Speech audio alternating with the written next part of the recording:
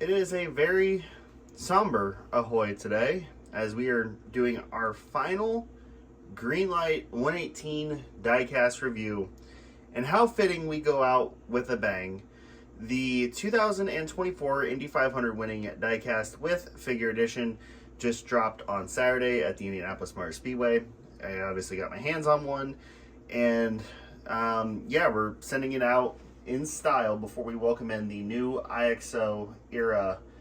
And if you remember back 12 months, this was a car that I was very critical of, and Greenlight had a chance at redemption. They had a chance to do it all over again. And the big question is, did they?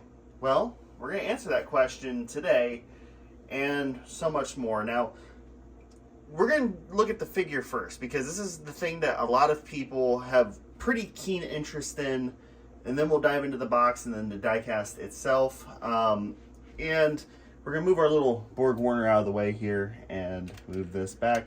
So if you remember back 12 months ago, we got this. Very standard, very bland, very lackluster figure edition. This is the same pose that literally the driver figures that you could buy for $20 has.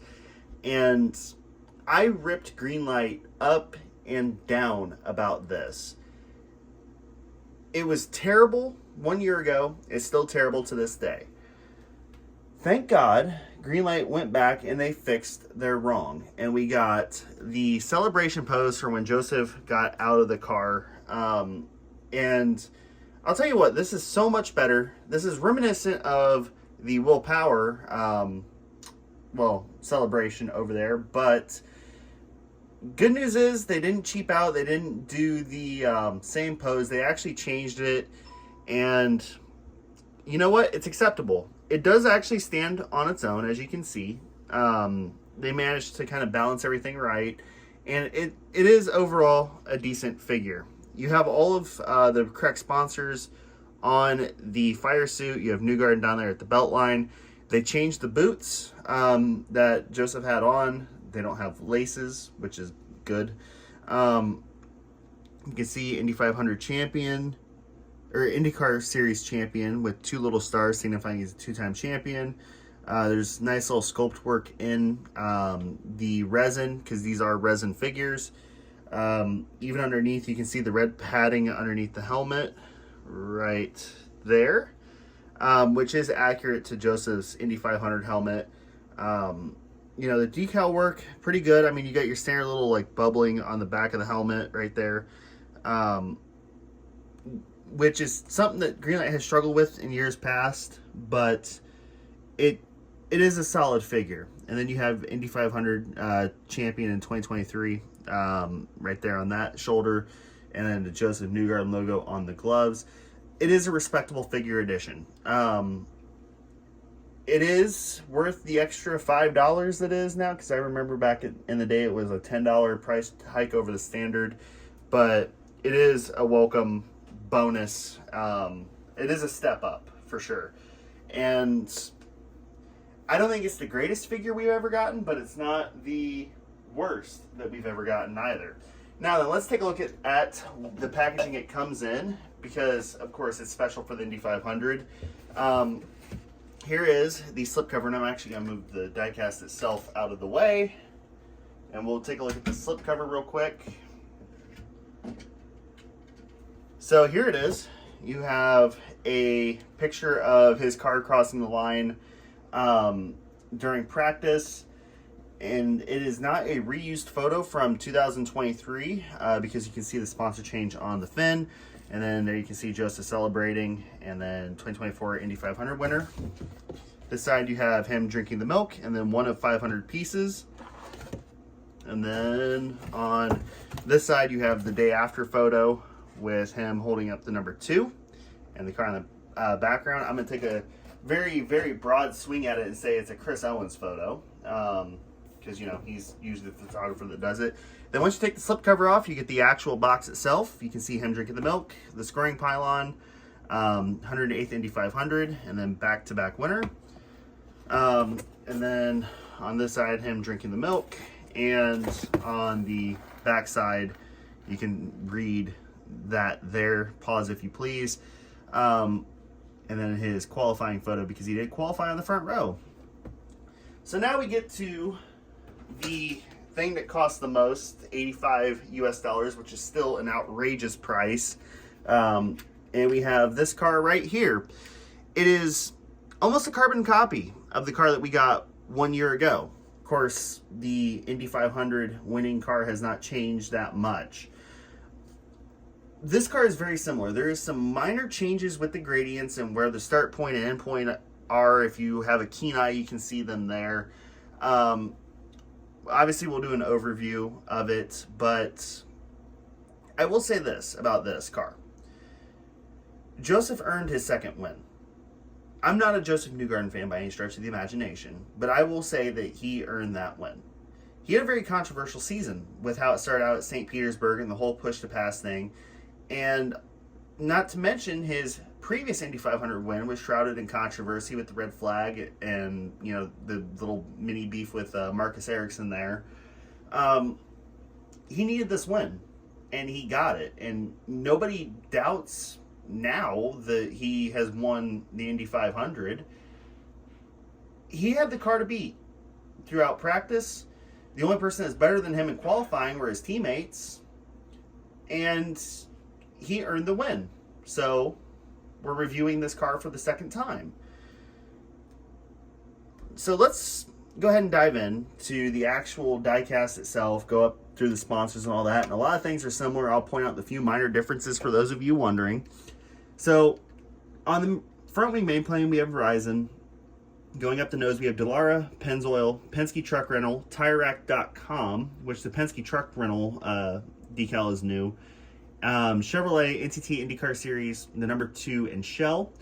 Not much has changed up here. The shock cover is pretty much the same. The only thing is the decals at the bottom of the nose have been readjusted a little bit to fit the Penske Truck Rental. And by that, I mean the Tire Rack logo has been shifted up and the Pennzoil logo has been shifted down. Otherwise, everything's pretty much the exact same. On the side of the front wing, at the end plate, we have Hitachi. And then Stratasys in there in the at the bulkhead. Once again, we find ourselves with this weird kind of color scheming thing with the bulkhead. It's exactly the same issue that we had last year. There's like an overspray of red in there, but we're trying to start the gradient. There's like 3 different gradients going on in this one little area. It's very weird, and it doesn't look very good. It could have been done better. I'm very curious to see how this livery is executed, though, on a BMW, because this livery won on a BMW here this year as well. Chrome suspension, as per usual with Team Penske cars. We have Newgarden on the aero screen, which just seems small to me. On the actual race car, it's a little bit bigger. It's a little bit more spaced out. It just seems cramped and small to me. On the mirrors, we have Siemens and Mosaic on the mirrors, Chevrolet logo, and then NTT IndyCar Series. There is no Force for Good challenge decal this year or anything like that. The plastic, the plastic is an off red, which is weird. As you can see with the camera pod versus the red paint on the roll hoop itself, and then also the printing on the aero screen is a darker shade of red. It's the exact same issue that we ran into last year. The gradient on the body, it extends back a little bit further. I know it's going to be very difficult to see, but if you look closely enough, it kind of extends back to this louver right here. Last year it kind of ended right here, and now it kind of extends back a little bit more. I've kind of wrestled back and forth with what I think about that. It is nice to see the yellow transition a little bit more gradual over the course of the car. But at the same time, I don't think that's as accurate as it could be. But it does extend back a little bit further. Just a little FYI. You can see kind of like more defined red lines on the engine cover. And then another issue that they did not fix is if you look here kind of at the base where the fuel buckeye and all that is, it is white, it's white, it's white, and then we get to the engine cover and it's yellow. It's the same exact issue that we had on the car last year. it could have been executed better. But once again, it's something they did not go back and fix. One thing I complained about last year is the shell logo on the side pod being too small, and they did not go back and fix that. Once again, we have the same issue. The shell logo is just too small.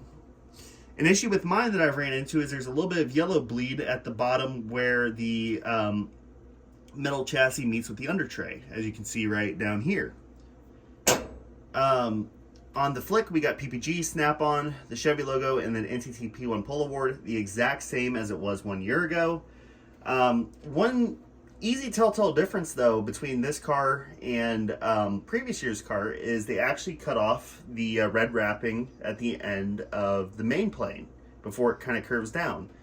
This is something that I complained about last year, and it remains true that they should have done that with the car from then, even though in testing it ran like that. It did not run like that in the 500. I ripped them up and down for not using reference photos from the actual event itself. This time they went back and corrected it. It is almost like it's dipped in black paint for the wing tips at the back, I guess is the term. One change on the engine cover is it's now Clariant's Technologies versus Penske Truck Rental of last year, but Gallagher remains the same. And then you can see the back. We still got diffuser strakes and all that on the bottom.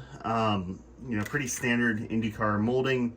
You can see over here at the dead panel for where the fuel buckeye would go if this was a road course car and going the other direction. You can see kind of that white tip at the bottom. Just it stands out. And I'd actually have to look if we had that issue on last year's car. But yeah, so... And then at the bottom, this one is number 411 out of 500 on the figure edition. So let's wrap this up. This figure makes it a whole lot better. It makes it an easier pill to swallow. The diecast itself did not get much better. They did improve some small things that I complained about last year, which, Greenlight, I give you props. But it's not perfect. Once again, we run into this situation of, is it worth it? And it's going to be it's an Indy 500 winning car. It's going to go for $300, $400 in a couple years. That's a good reason to purchase this car. If you're an Indy 500 diecast collector, yes, you should get it. Because it's only going to go up in value. You know, on a regular season release, I have the ability to say, no, don't get it. It's a piece of junk. They can try again next year. Well, there is no trying again next year, for reasons we'll talk about here in just a second. But also, it's an Indy 500 winning edition car. You're not going to get anything different, whether you get the non-figure edition, the figure edition, the raced version, whatever. One thing I will give Greenlight props on is they continued with the 500 limited edition for the figure. That's something that I was very vocal about on the Helio Castroneves one a couple of years back. And they continued with the 500 ever since, through Ericsson, through Josef 1, and now through Josef 2.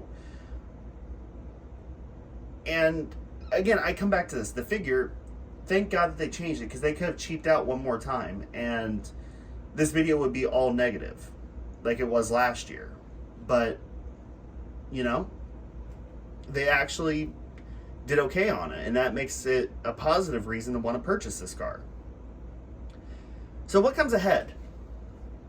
Well, as most of you should know, or some of you are finding out, Greenlight is no longer the license holder to make IndyCar diecasts. That now will go to IXL Models. I've actually recorded a video and never uploaded it about IXL Models and what this means. And the long and the short of it is, IXL Models, they have a history of doing sports cars, street cars, and rally cars. Most not infamously, but most recently they've been doing a lot of World Rally Championship cars.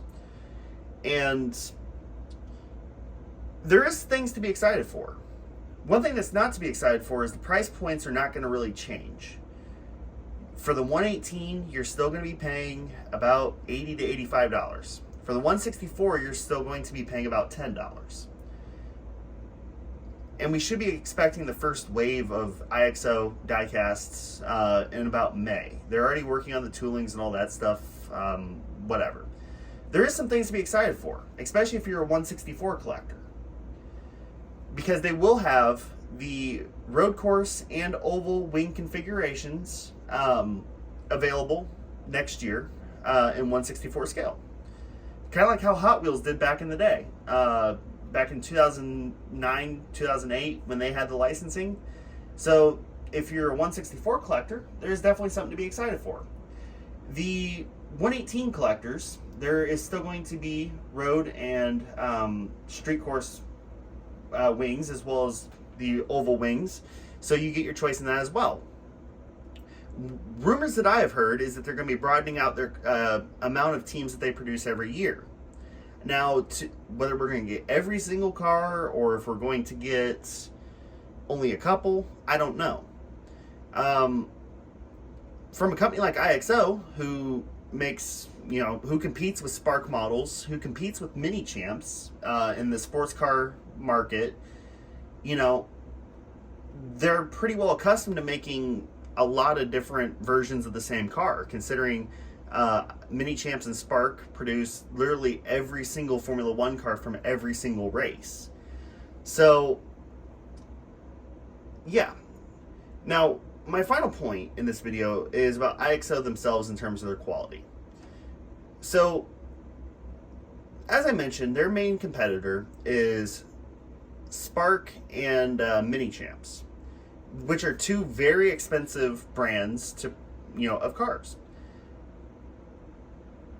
And those, on average, back in the day, used to retail for about $70 each. And IXO would be about $30.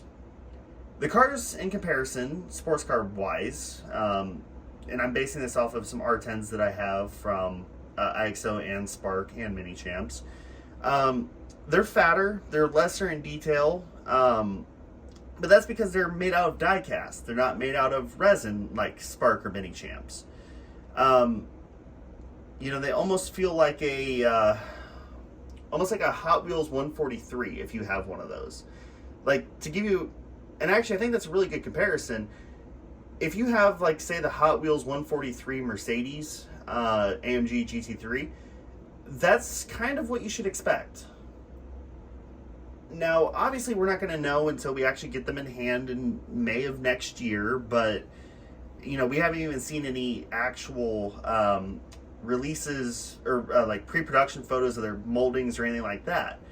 I'm sure it's going to go over better than it did with Auto World in 2014, but that's to be seen. But that's enough for this video, guys. I'll definitely make a video later on down the line with IXO whenever we get molding pre-production photos or anything like that, or deco samples. IXO is not usually a social media tuned, but we shall see. Another thing I want to mention, last thing I promise, is that yes, the figure editions should continue from what I've heard. But anyways, that's it for this video, guys. Comment below, if you have this car, what you think of it versus last year's car, if you're gonna get it, if you have any questions about it, or tell me your comments on what you expect from IXO. So thank you guys so much for watching, and as always, peace out.